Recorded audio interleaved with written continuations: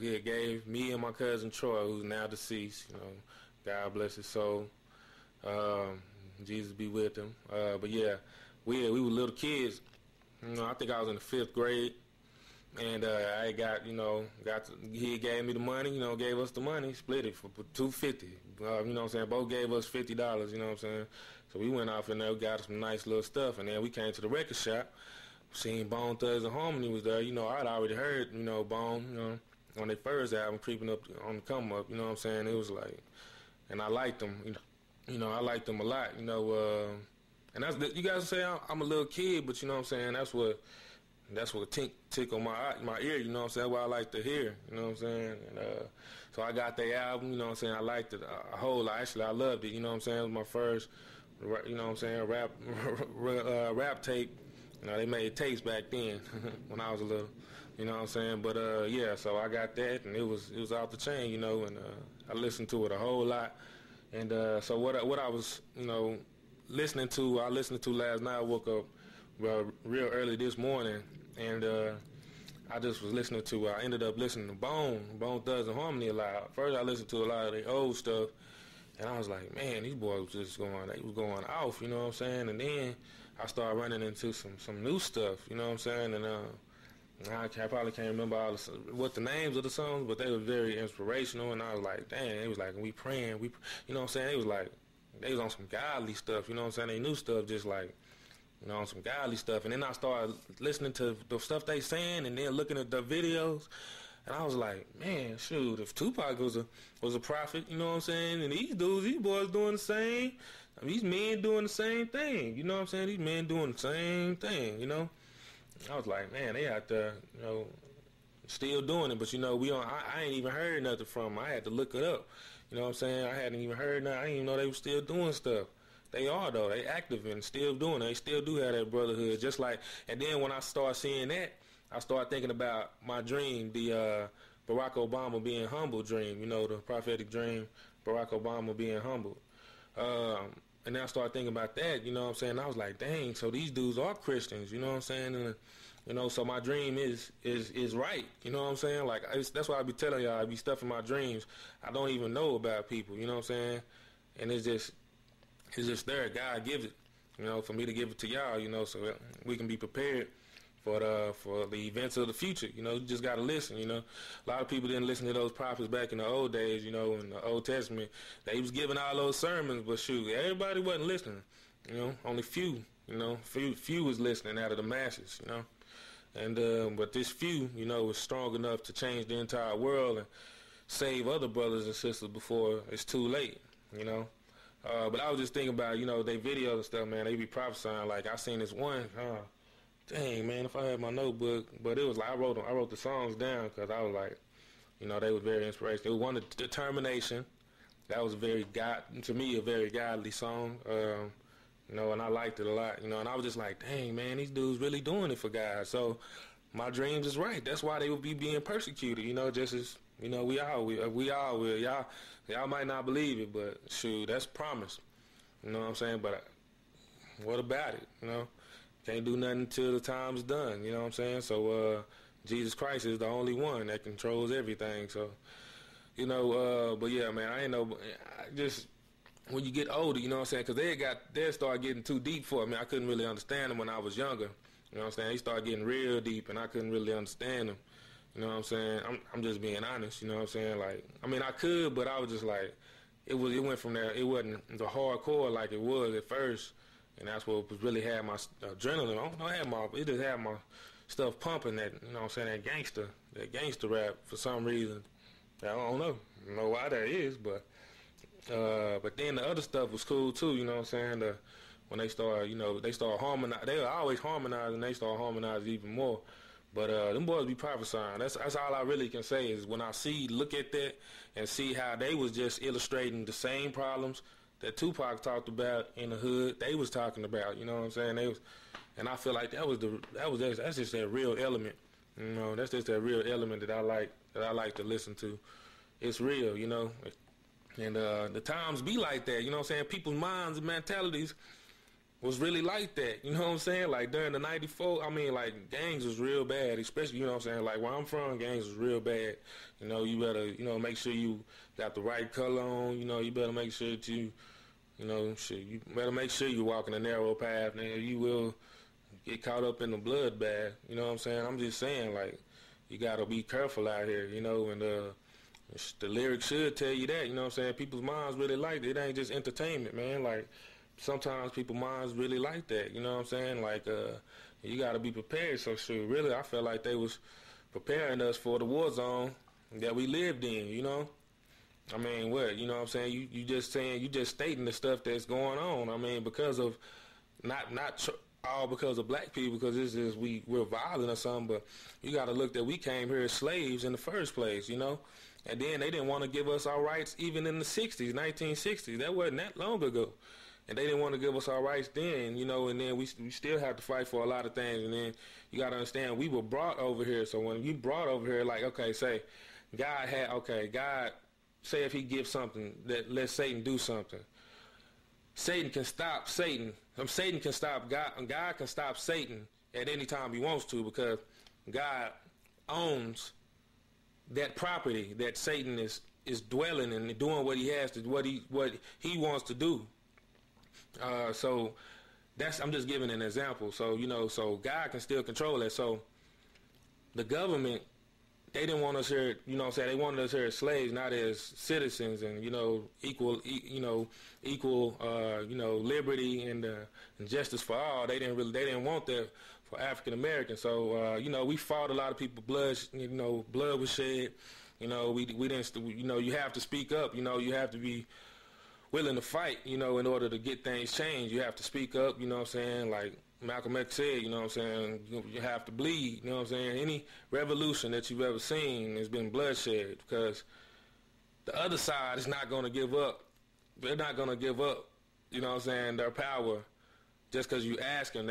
They're tyrants. They're oppressors. They don't like you. They want you to be down. They want you to be beneath them so they can control you. And you have to ask yourself, why? Why are we such a threat? Why do you want us so much, but why do you want to keep us mentally not able to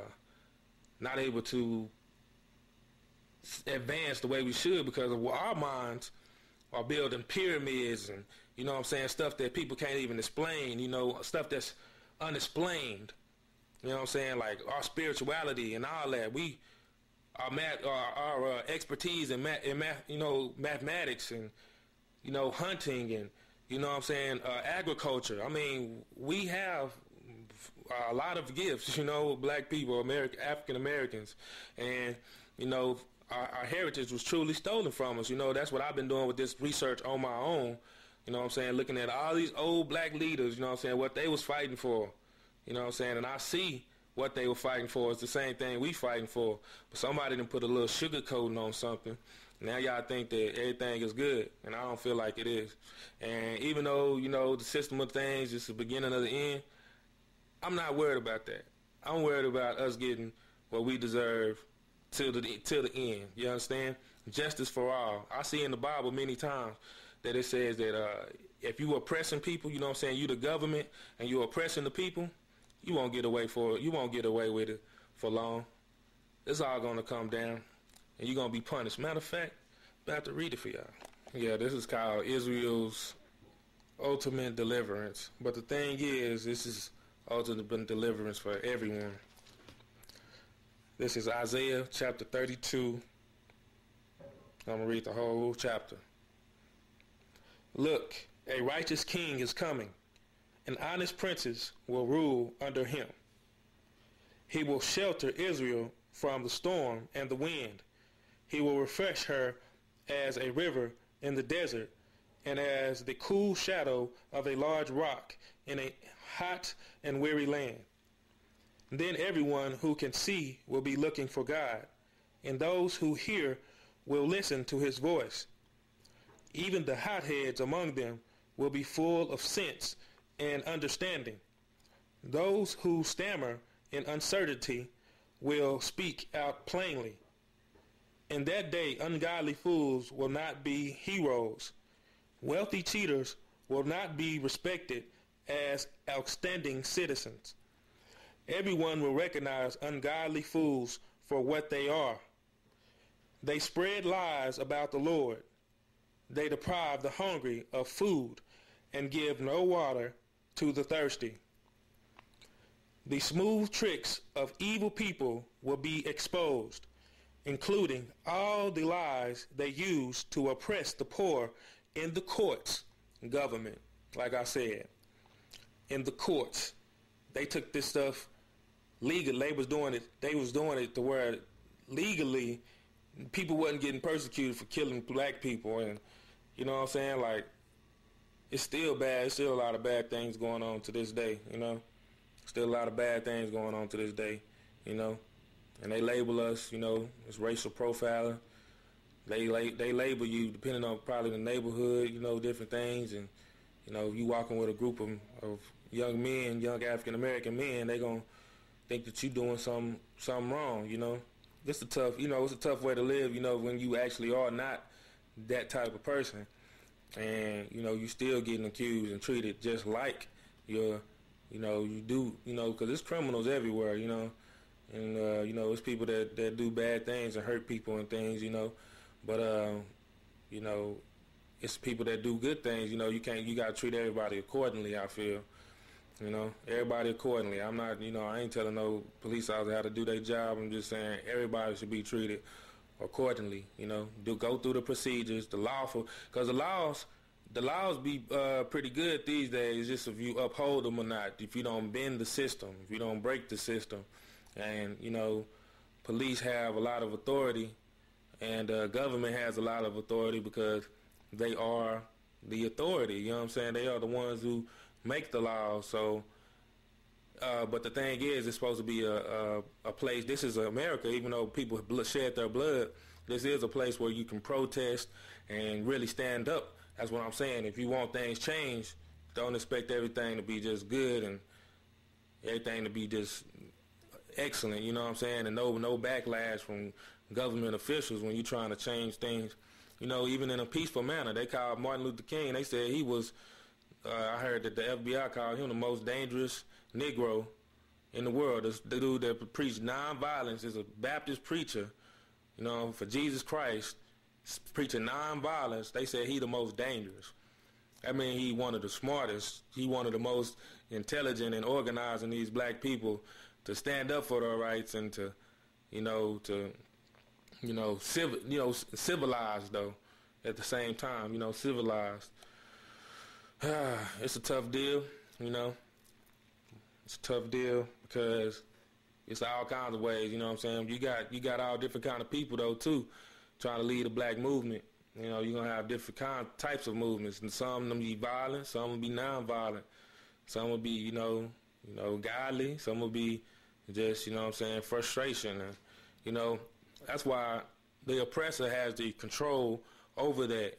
The oppressor has control to soften and to bring more money flow. They got control of the stuff, y'all. If y'all being fools, y'all wrong. You know, the government has control, you know, and they can change things. Things don't have to remain the same, you know. If they tricked y'all into thinking that, you know, I'm sorry to hear that, but that's not true. So the smooth tricks of evil people will be exposed, including all the lies they used to oppress the poor in the courts. But good people will be generous to others and will be blessed for all they do. Listen, you women who lie around in lazy ease, listen to me, and I will tell you of your reward. In a short time, in just a little more than a year, you careless ones will suddenly begin to care. For your fruit crop will fall, and the harvest will never take place. And the harvest will never take place. Tremble, you women of ease. Throw off your unconcern. Strip off your pretty clothes and wear sackcloth in your grief. This is where he's telling you to repent if you do have this boastful